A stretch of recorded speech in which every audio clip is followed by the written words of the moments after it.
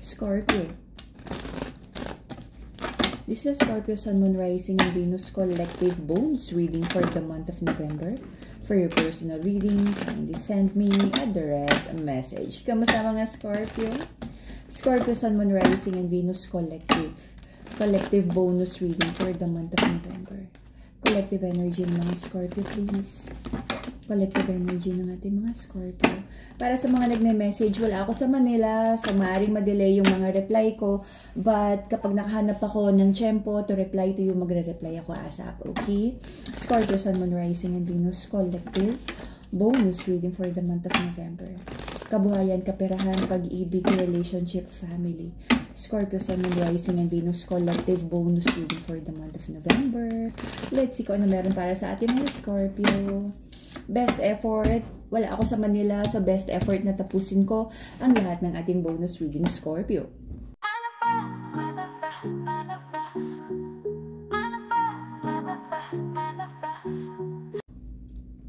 You might be dealing with a Capricorn. This is like a toxic connection.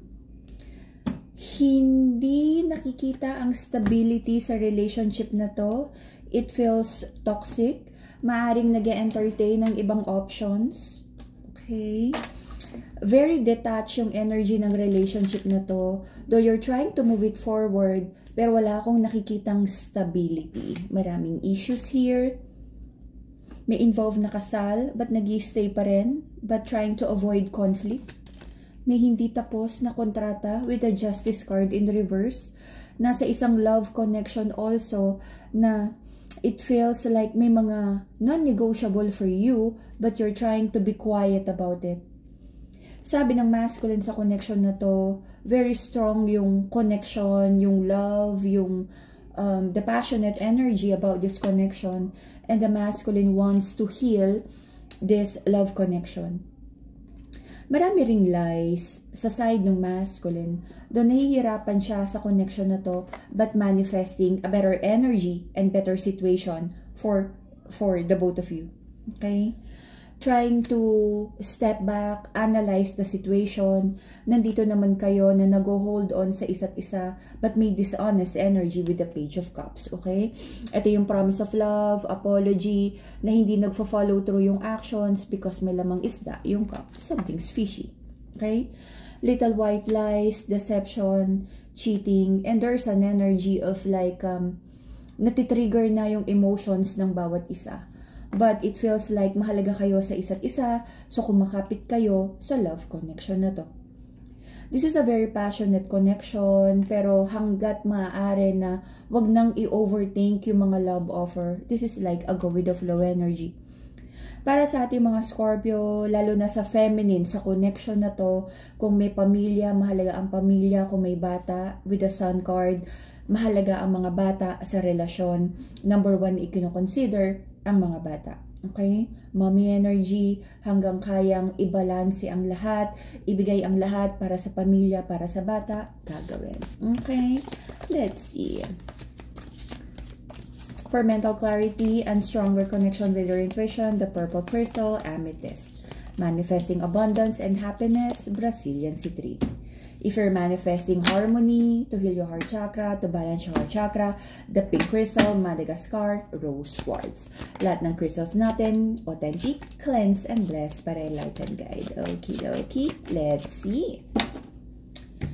So the reason for the reading is the Chariot card. Maraming mga hindi ma-move forward ng maayos ang relationship na to because of your own choice and decision na rin.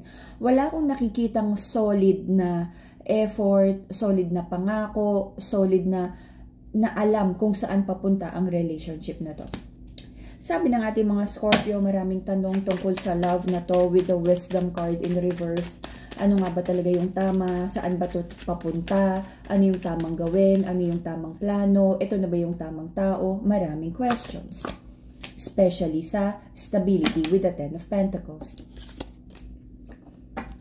Maraming prayers and manifestations here. May isang tao pa rin na nasa radar mo pa rin, hindi pa rin umaalis.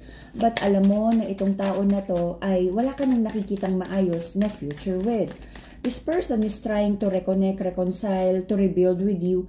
Pero alam mo naman yung insincerity ng person na to. This person kasi, parang someone from your past or hindi pa talaga nakaka-detach from you. Ayaw lang yan ng conflict sa'yo. Kung pwede niyang, like pasinungalingan, no, nadadaanan ka nito sa friendship para lang hindi matapos yung connection with you, gagawin niya. Gusto pa rin niyang ilaban ang love situation with you. Right now, para sa ating mga Scorpio, with the 9 of Pentacles in reverse, marami kang nilalaban tungkol sa kaperahan, kabuhayan, financial stability. Gusto mong ma-reach yung, with the manifestation card, gusto mong ma-reach yung level of financial independence. Okay? Marami kang iniisip na paraan kung paano makuha to. Just make sure na lahat ng papasukin mo ay nasa tama or legal. Okay? Most of the time, no, yung meron tayong energy of desperation already na kailangan makuha na to this year. Maaaring magkaroon ka ng transaction na hindi tama. So, nasa free will mo na to kung papasukin mo or not. But hopefully, doon na lang sa kahit medyo matagal i-build ay yung tama. Okay? There's also a person here na maraming iniisip na pangarap, promises, pero baka hindi mag-follow through, hindi honest, doon sa stability and pagiging long-term ng connection na to. Your person. Your person wants like harmony with you, walang away, chill lang. Do sabi niya, hindi niya kayang ibigay yung deserve mo, yung pangarap mo, yung gusto mong buhay. But for now, sabi niya, kapit ka lang daw. Marami siyang pangarap, marami siyang inaayos. At sabi niya, kung hindi niya pa mahanap yung star card, yung wish fulfillment na to, hahanapin niya yung way para makuha yung wish fulfillment na to. Okay? Okay. Nakikita ka ng person na to, na long-term partner, parang sabihin natin, the lover and the best friend energy. Okay, hold on. Nahulog. Masyadong marami ang nahulog. Sabi nung, may isang, okay, para sa mga feminine, there's a masculine energy from your past na gusto kang kausapin at hindi siya ready na i-let go ka. Pero wala siyang solid plans. Gusto lang niyang bumalik. Okay? Kung ano man yung iniisip niya. There's a daddy energy here na nakikita pa rin kung nagkaroon ng mga plano in the past, anak, family, energy, nag-live-in or nagsama, there's someone here na gusto pa rin to stay sa energy ng ating feminine, sa connection na to. Okay? May mga doubts here. Ano na ba talaga yung definition ng love, Scorpio? Ano ba talaga yung deserve mo? At ano ba talaga yung totoong definition ng love, ng care, commitment? Meron ka sa dami ng pinagdaanan sa buhay, nagkakaroon ka na ng distorted view about love. Pero sabi mo, may ride and die energy din dito eh. Na parang, kung talagang mahal ka ng tao, gagawin niya to, pag-a-adjustan niya to. Meron kang hinahanap na tamang definition of love, commitment, long-term. Sino ba talaga yung someone you can build with? And there is a masculine here na sabi niya is like, naiintindihan niya yung gusto mo. But, meron pa siyang mga inaalam na mga bagay tungkol sa love. At ano din yung mga standards, ano din yung mga like boundaries, ano ba yung limitasyon at ano yung responsibilidad, okay? Pareho kayong may pinag-aaralan about love, connection, long-term life, partnership, and building an empire with. Until the end of March, may mga unacceptable here na mga behavior. But I feel you would try to clearly communicate this. There's a masculine here na parang nahihirapan siya kung saan talaga papunta ang connection na to. Hindi ko nakikita yung clarity ng stability and abundance. But kakapit kayo sa connection na to.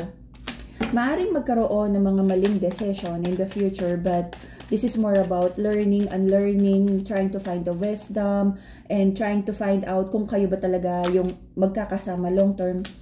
Pero may energy dito of success na parang pareho naman kayo. Nakikita nyo pareho ang bawat isa na isa lang yung papupuntahan sa future. Okay, naputol. Continue tayo. So, until the end of March, merong mga bare minimum here na hindi rin maibibigay. So, someone would feel the feminine in this connection, gusto niya ng victory sa relationship na to. But maaaring magkaroon na naman ng mga maling decision. Pareho naman kayo. The masculine here, alam niya na marami siyang unacceptable behavior, but trying to figure things out. Ano ba talaga yung maturity? Ano ba talaga yung growth? Ano yung relationship, responsibilities, boundaries? Walang malinaw na plano pagdating sa future. Parehong may fear na of commitment, na pag nag-commit baka magkamali. But the feminine here in this connection would be very upfront ng mga gusto niyang mangyari, kung may kulang, kung ano yung mga dapat gawin. Pareho nyo pa rin ilalaban yung potential ng relationship. Pero may nakikita akong maling decision at takot, no? Takot mag-commit kasi baka magkamali. Pagka ganito, na takot ng magkamali, ibig sabihin, nagkaroon ka na ng past relationship na you feel na parang nakulong ka, na-trap ka, kaya takot ka ng mag-commit. Very sigurista energy. There's also an energy here na until the end of March, na kung ano yung mga binibigay na effort might feel like a burden. So, trying to find the balance talaga ito. Kung ano yung obligasyon, ano yung responsibilities, at hanggang saan ka kayang magbigay, magpasensya, magmahal. Mag-extend ng love, at hanggang saan yung limitasyon ng pag-aantay sa potential. Okay? So, etong energy na to until the end of March, Scorpio. This is the energy of both of you trying to figure out ano talaga yung gusto nyo. Nakikita nyo ba talaga yung bawat isa sa future? Do may mga pagkakamali, pero susubukang ayusin. At pag-uusapan nyo, ano na yung next plan? One day at a time. Wala akong nakikitang malayong future plan na long term. One day at a time. Pag naghiwalay bukas, di hiwalay.